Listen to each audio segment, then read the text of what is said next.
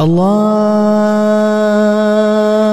أكبر الله أكبر الله أكبر الله أكبر أشهد أن لا إله إلا الله أشهد أن لا إله إلا الله أشهد أن محمدا رسول الله أشهد أن محمدا رسول الله حي على الصلاة حي على الصلاة حي على الفلاح حي على الفلاح الله أكبر الله أكبر لا إله إلا الله.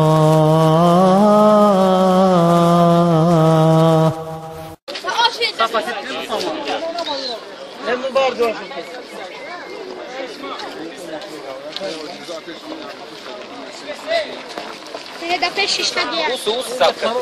Ma da pesce piscia. Da pesce.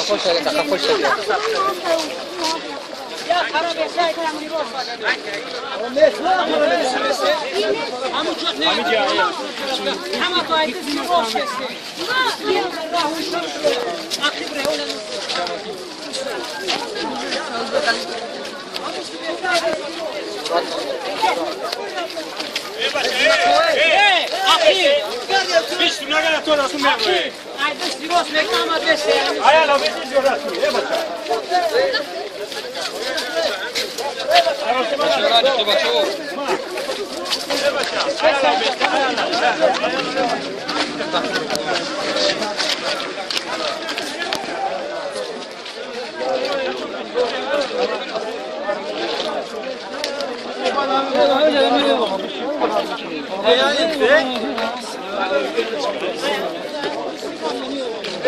Oldu ya la gata, non è per andare a lavoro.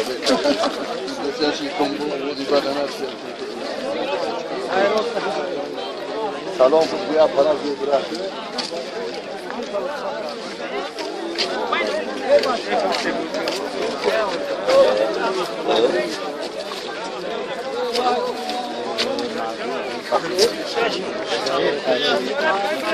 Şaşo. Aynen gibi öyle. Bunu nasıl görüyor? Yani ben beraber çalışacağım. Kaç kere?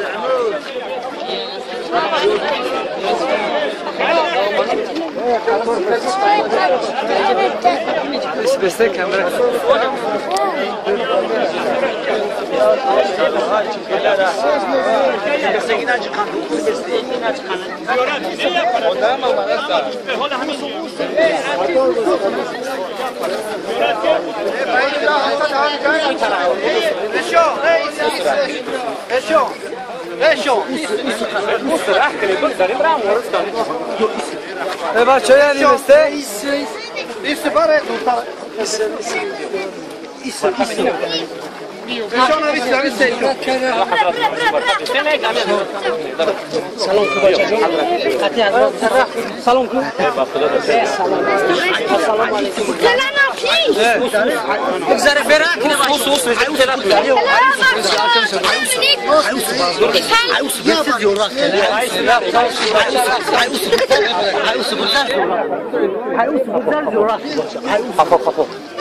Afo beste. Solo ragazzi mi si vede. Haydi. Paray.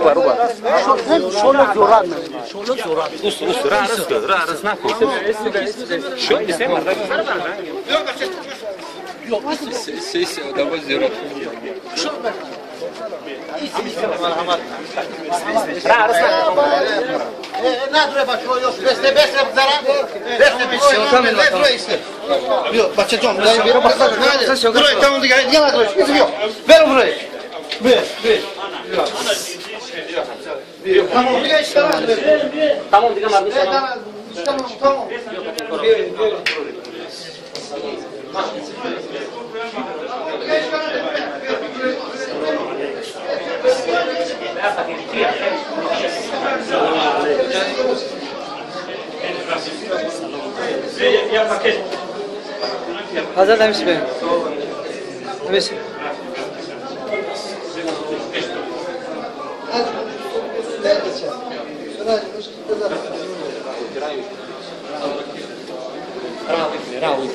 Bolo bravo, je to. Gdje? Aka, ja nima kamera. Ra, ne ra. Komandar na se. Ne, para bez Elana kredi, kime se naši? Elana kredi se diora. Znači, što biste? Što biste? Što biste? Znači.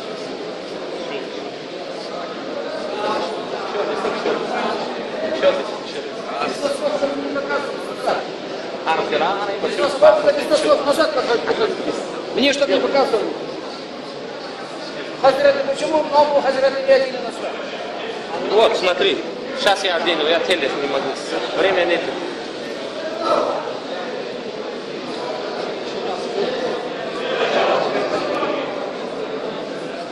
شروع بحضور زيارات كنا نخدمته مع خلاص كشود شروع ها بقولي من فرد زيارات أنا ناجح كفو بين ناجح أمين تدور كم بس تدرس كم شيء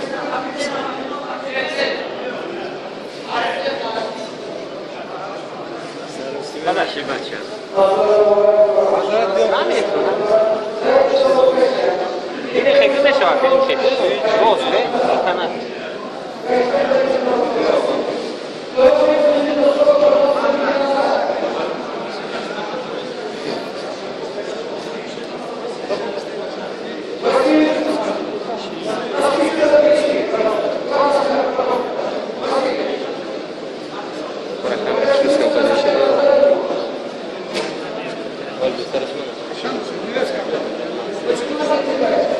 Носки мой, где ему носки? Не знаю, я вот...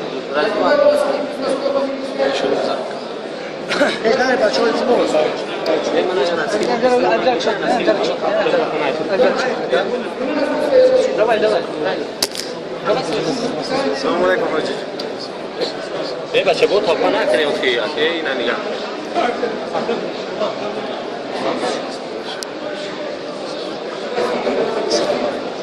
برنامه شده دست میگیره یعنی بیست برای واقع دیگه به بچه تو نه یه خالی که نمیشه اینجا نمیشه اینجا یعنی چیکار کنم جون است اینا بی اپس فرق بده بشینه نمیشه بچه اون باقی بچه نمیشه برای سرعت یه جورا اون بهتره که Hadi ben bravo işte, bravo işte. Ne coştan yok da sen bravo. Abi siz yorat kadim mutlu. Rabus bra. Niye yorat?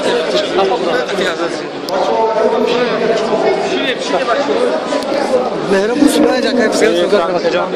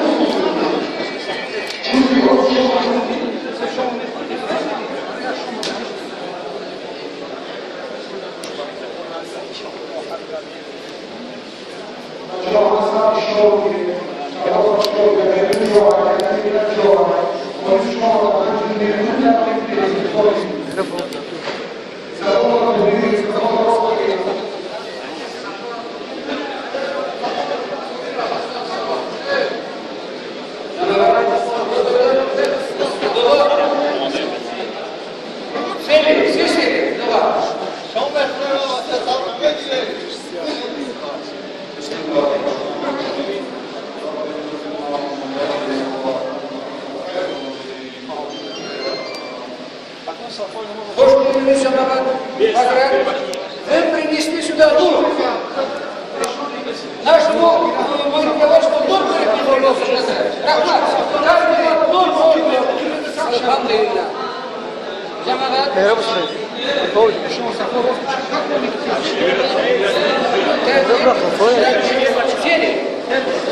Сели, эртик. Чуть-чуть сюда. Чуть-чуть сюда. Хазрат, извини, я такой. Иначе нельзя. Большое сахне, холе, еще до ифтара, до акшама еще 9 минут. 9 минут. Хазрат,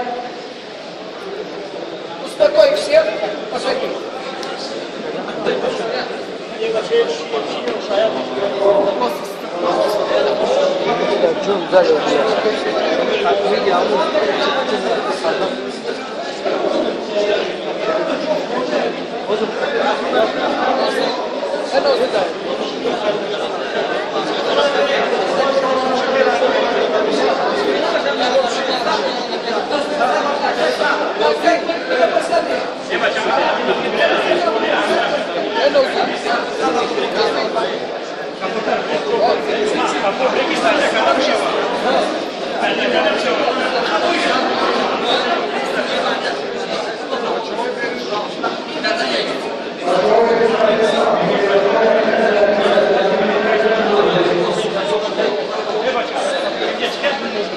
Гостей принялись, а место не даем.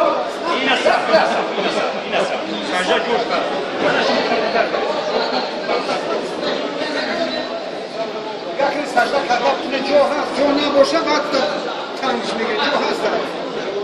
Ты плечо то нет.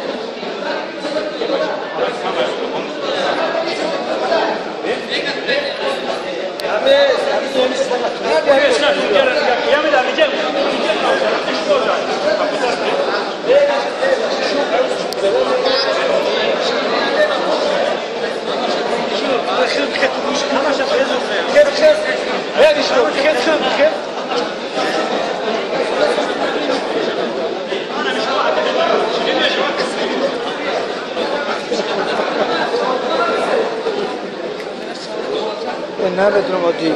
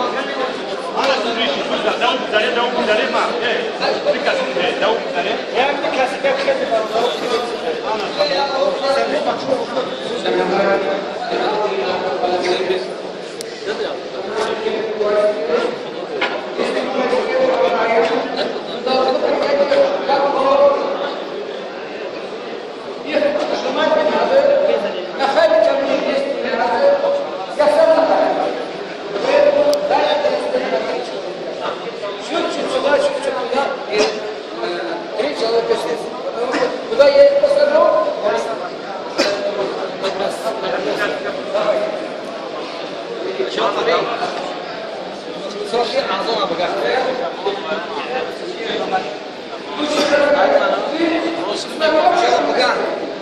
Meu Только с ним.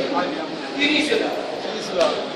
Хазрат, вот этот случай каждый год по 30 человек организовывает хадж. Только он молодец. Стоит вам 2 дня. Так, куда я сяду? Там не поместится, давай. И я уважаю тоже как здесь.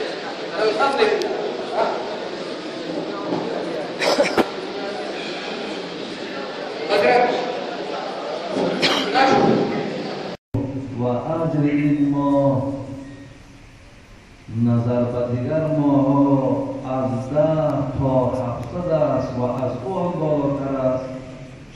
تبریک و تهنیت میگویم و از خداوندی که بسیار بسیار مهربان و بی نهایت بخشنده است خواهان او میشوم که گرفتن این ماه مبارک را برای همه شما آسان گرداند و درد و غم شما را تا آخر ماه مبارک از بالای شما دور و از شما از همه مهمتر این که الله این زحمت ها و این روزاداری شما را قبول بدارد.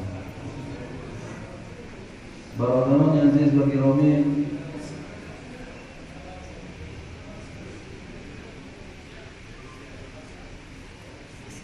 وقتی که از دعوت این برادرایی که ما را دعوت کردن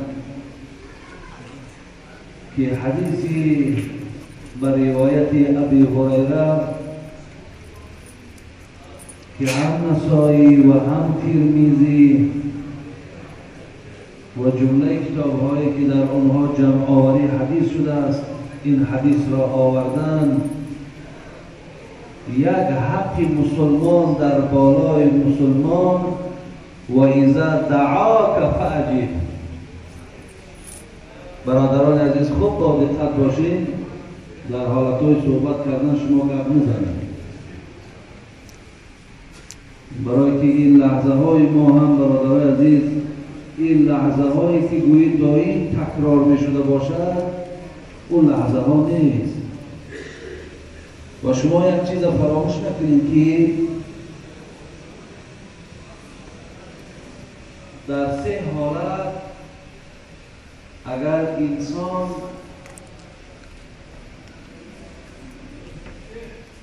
خواب کند یا خنده کند بدترین خواب و بدترین خنده است.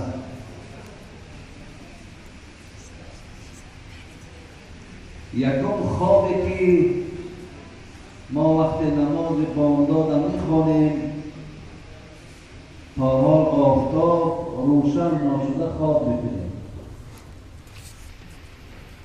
دویم خوابی که وقت انسان در داخل نماز است و خواب میبیند.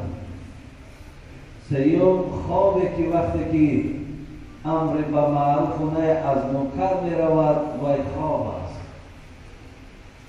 این خدا رحمت کند محمد ملک سربازی در کتابش آورده است که بدترین خواب به شما میرود و بدترین خنده هم خنده هست که وقتی ما یک برادری را که از این دنیا چشم پوشید و تابوت او را میبرداریم و میبریم از پشت تابوت وقتی که خنده میکنیم یا وقتی که او را در لحد میگذاریم در داخل قبرستان میخندیم یا سیوم خنده که امر به معروف میرود و برادرای ما خنده کردستان یا این روزه گویم برادرای ما باید دیگر مصلحت دارند، برادرای ما باید دیگر با تلفن صحبت دارند. شما میدانید که امر به معروف و گوش کردنش واجب است.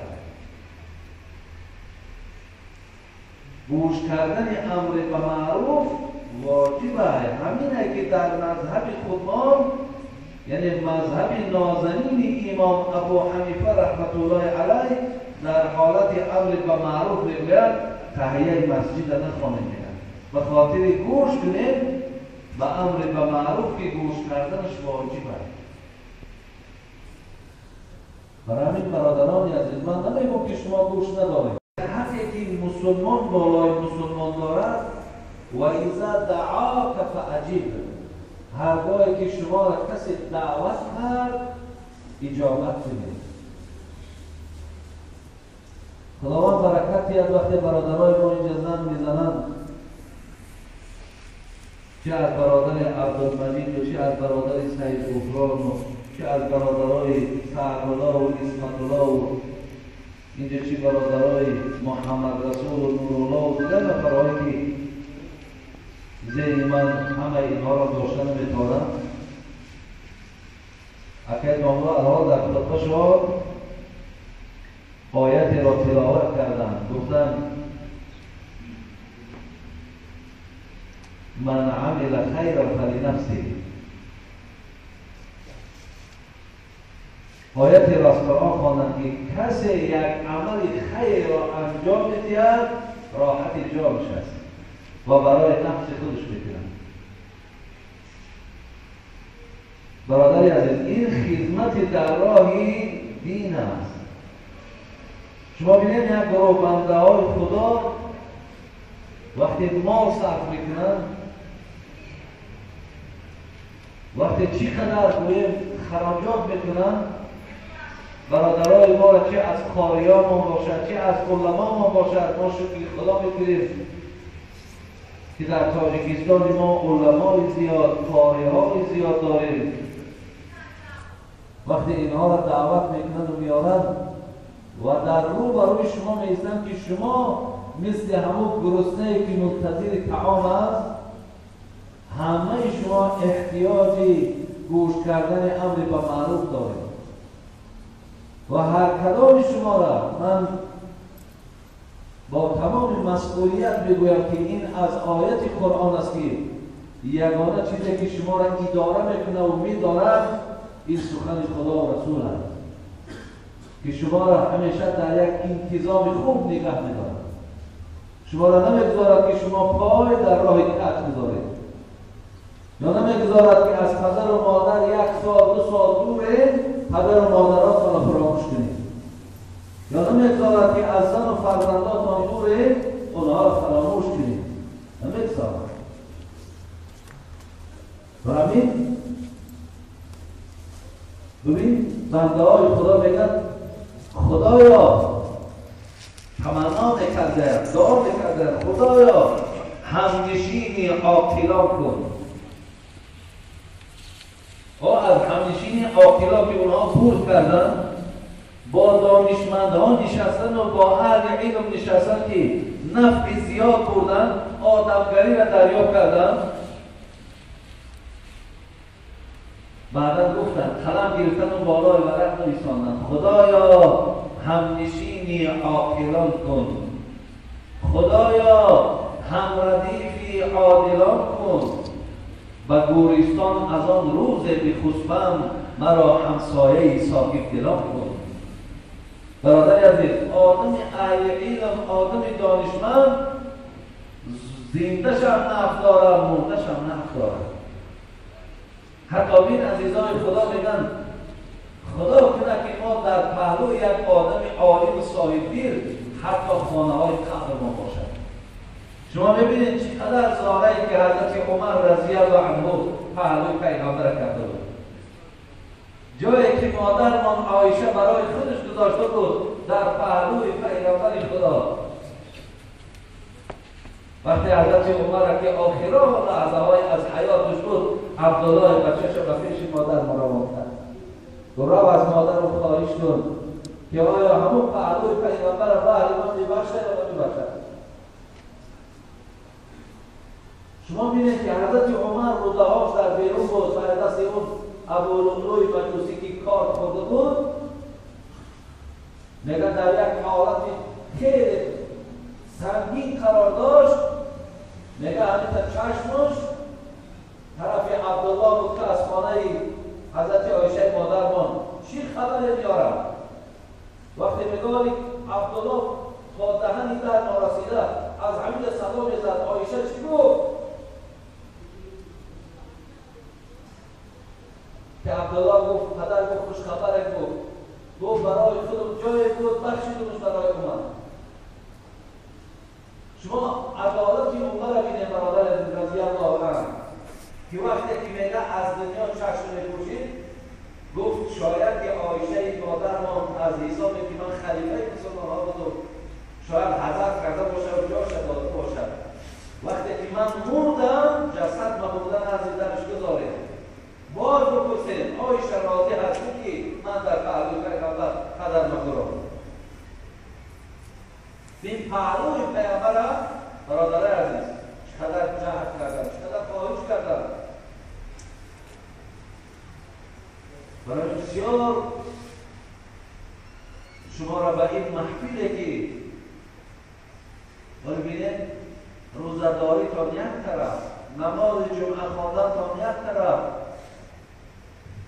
در این لحظه نشستن تا شما میدونید از این ملائکه های هست ما خبری کتابی داریم ما آن چیزی را که از کتاب خدا خوانده با چشم و بازر قبول داریم میگه وقتی که ارواح این محفل باز تمام می شود ما با شما پناه به خدا میگیم تا یک ساعتهای دیگری میگه ملائکه های در اینجا هستند که اونها به سوی آسمان میروند و خدای مهربان از این لحظه ما درد دارد از گفتگوهای ما درد دارد قرآن همی چی میگه؟ میگه و ما یلفظ من قول الا لدیه رقیب عتید هر چیزی که از زبان شما میبراید همون زمان ملائکه ها مینویسند هر یک حرف ما را الله خواهد میگه وقتی ملائکه ها که پیش پروردگار میرفت از خدا میدانه و سنتش همینه که پرسش ها من این جئتم از کجا آمده من ملائکه هاش از کجا آمدیم از آن محفلی که اونجا یادی تو بود اونجا ذکری تو بود برادران عزیز حالی ثابت بنانی در بین مردم برآمد و گفت من میدانم که خدا کی برای یاد بکنم دیگه ثابت بنانی چی گفت که من میدانم که کی خدا برای یاد بکنم مردم ملامت کردن دیوانه شدن از کجا میدونید خدا ترک یاد بکنم گفت برادرای عزیز من دیوانه نیستم من از سخن خود پروردگارمان که در قرآن گفت فاذکرونی اذکرکم یاد بکنید یاد کار میکنم یاد میکنید یاد کار میکنم وقتی ملائکه ها را بپرسید است از کجا آمده؟ از فلان محفل آمده خلاص این حدیث بسیار حدیثی طولانیه دو ورق یعنی گویم کتاب این حدیث از اول تا آخر گرفته ولی آخرش چی است؟ آخرش این است که ملائکه ها بی عدد برادرای عزیز و ما یعلم جنود ربک الا هو خدا میگه عدد ملائکه های مرا هیچ کس نمیداند فقط من خودم میدانم همه را خدا شاهد میگیرد خوشگیدو کن همه آن ملائکه هایی که در آن محفل اشتراک داشته شما از آن محفل به آسمان آمده همه تا شاهد میگیرم ان قد غفرت لهم همون جمعیت مردم مگنیتگار است که از هر طرف گرد و گوشه‌ای که برای گوش کردن سخن خدا و رسول آمدن من شما را شاهد بگیرم که همه اونها را گناه‌ها و خطاهاشون را بخشیدم برادر عزیز و توفیل چی؟ نه به توفیل آن که ما زینت داریم سیکل و صورت داریم یا در غریبیم بلکه به خاطر که اونها برای سخن خدا و رسول گوش کردن جمع آمده خداوند در توفیل این گناه‌های شما را میبخشد در حضور ملائکه ها خب ملائکه ها شاهد بگیرند برای من برادر عزیز بسیار ضرور را میدانم که شما باید دائم از این غذای معنوی برخوردار باشید. فتح موصلی گفتگی عالم داریم در عالم اسلامی خود گذاشتن خدا رحمتشون کنند میگه اگر انسان 3 روز به نان ماند حلال نمیشود یعنی 3 روز اگر غذا نخوره حلال نمیشود شما در تجربه هم دیدید چندین امارت‌هایی که در دنیا چاپا میشود 10 روز پس 15 روز پس از زیرشون حتی طفل‌ها را زنده میگیرن. یعنی اگر 3 روز گفتن انسان بی‌نظامانه هلاک نمیشود، ولی اگر 3 روز از گوش کردن امر به معروف محروم شود، هر آینه قلبش هلاک میشود. 3 روز اگر شما گوش نکنید سخن خدا و رسول، قلبتان هلاک میشود. میدونید قلب که هلاک شد، پیامبر گفت ان ابعد الناس من الله القلب القاسي، دورترین انسان از من آن نفری است که قلب او سیاه و قلب او هلاک شده. برای همیشه شما ولی میگن زبان آمده از بحر شکر و سپاس، به غیبت نگرداندش حق شناس. گذرگاه قرآن و پند است و گوش، و بهتان و باطل شنیدن نگوش. برادر عزیز، قرآن میگه ان السمع والبصر والفؤاد كل اولئک کان عنه مسئول.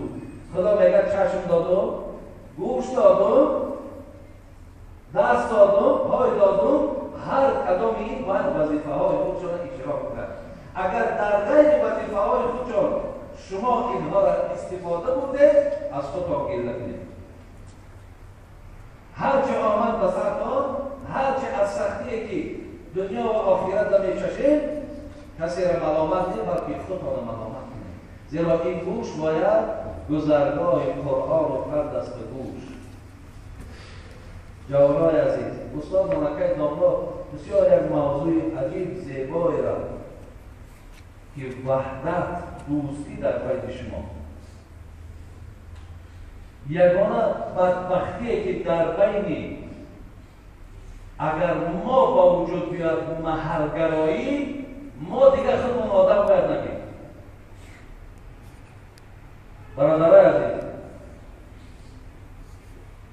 من خودم یک وقتای آمدم از اوفا آغاز کردم. من برای تبابت آمده بودم، منم هم معزش ندارم، حاضرم مقصد سلامتی خوب نداریم، ولی وقتی که آمدیم و مردم خواهشاش دیدیم و مردم مقصد توجهش دیدیم و مردم همین حس کردیم که برای ما مهم است که با اینها باشیم و صحبت داشته باشیم، یک زمان همستان رو بودیم.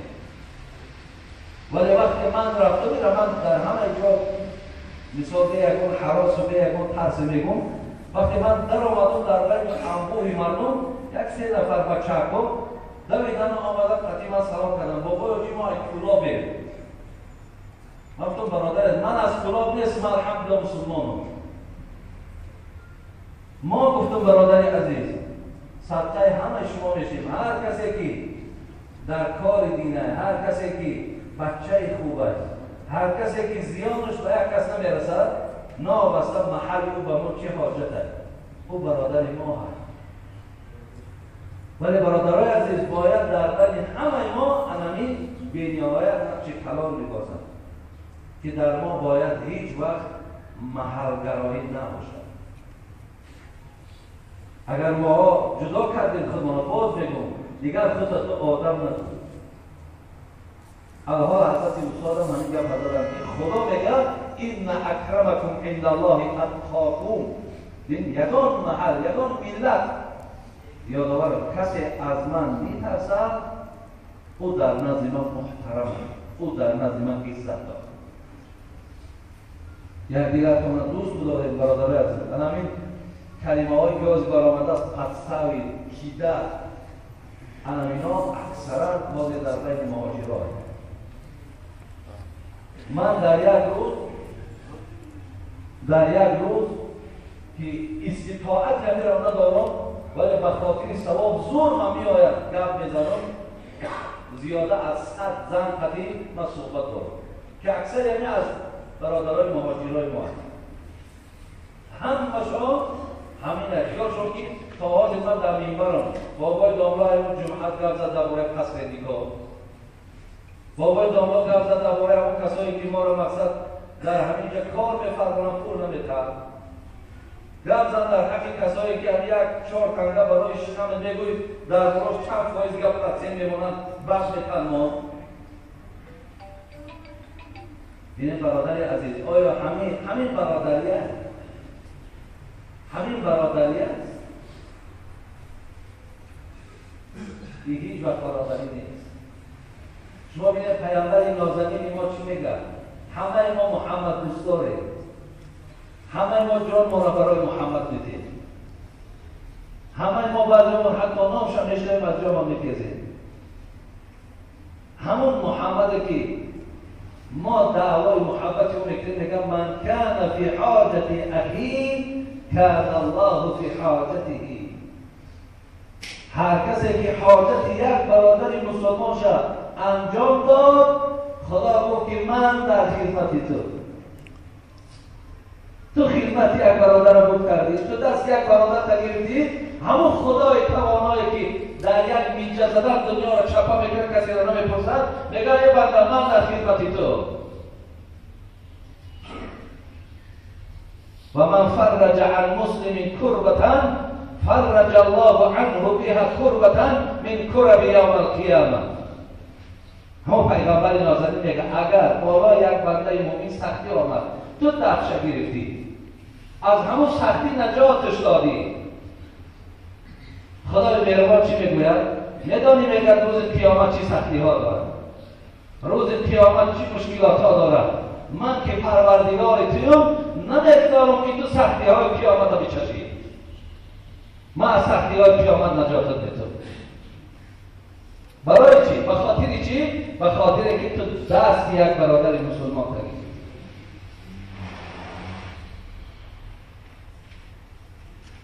برادرای عزیز،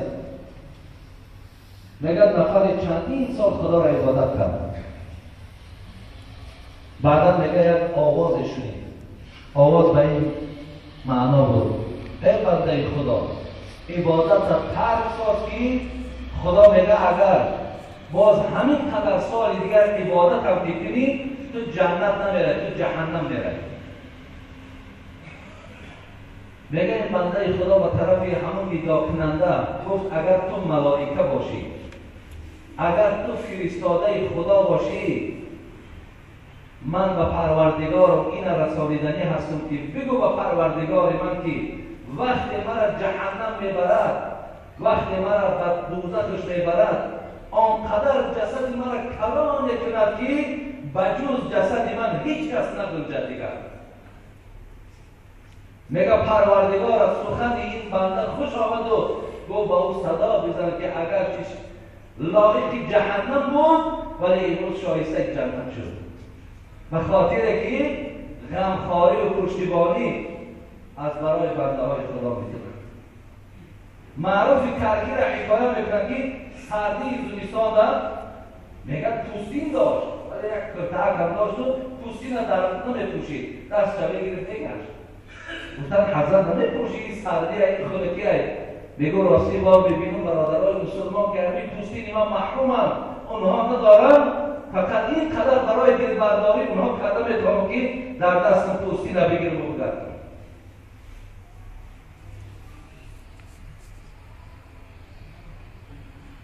برای بسیار یک برادرای عزیز ما کاری کنیم که باز خنده این مردم نشید. شما میدانید آنقدر افتخاری که شما دارید، چه از دینتان چه از ملتان. خب گوییم که چه از اینقدر عزیزای خدا، اینقدر گوییم بزرگانی که ما داریم، اگر بازم این ما گریبان یکدیگر بگیریم، ما با یکدیگر مقصد سوی قصد تشکیل کنیم، ما یکدیگر مقصد در دشمنای خدا بفروشیم، دیگر اینا با ما چی میگن؟ اینا با ما چی میگن؟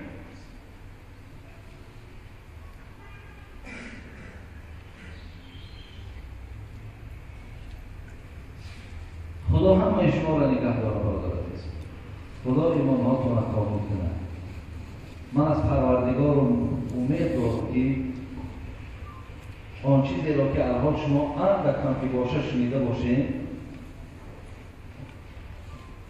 خدا خواهد از این شما خیلی بهره هم میگیریم و از خدا من در این ماه مبارک قبول دعاهای خواسته میشم که الله از دلهای ما بی‌مهری و بی‌مروتی و بی‌محبتی و بدبینی را ریشه‌کن کرده نابود کنه و در عوض این خدا در قلب‌های ما دوستی، محبت، یکدیگر را احترام کردن و قدر یکدیگر رسیدن را الله حضرت برای ما نصیب بکنه. پیامبر ما میگه که من نظر الی وجه اخی نظر داوودی.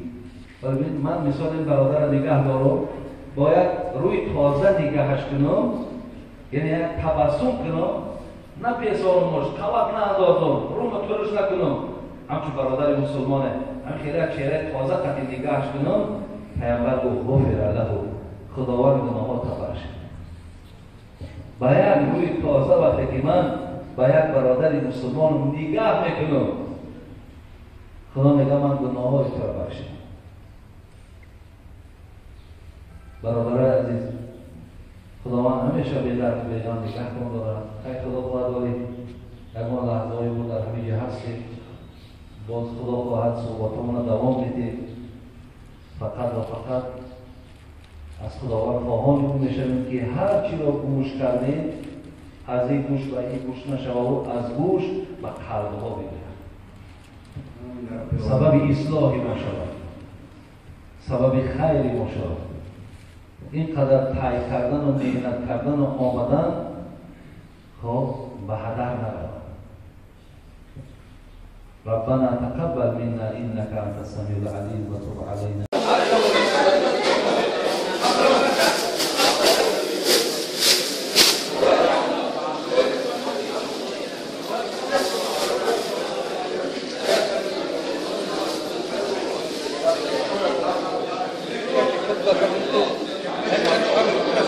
مصدقا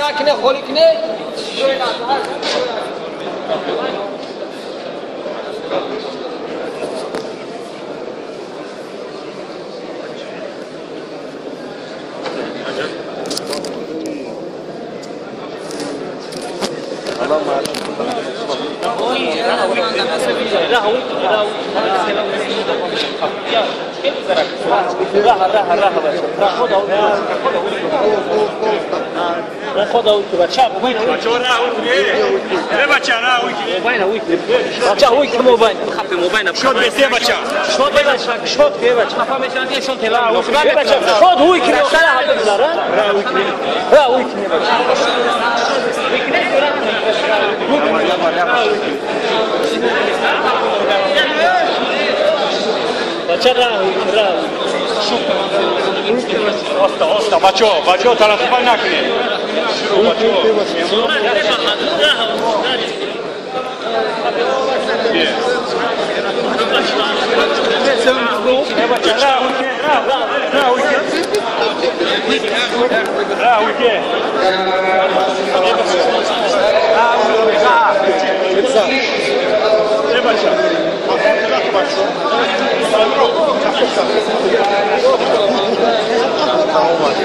بس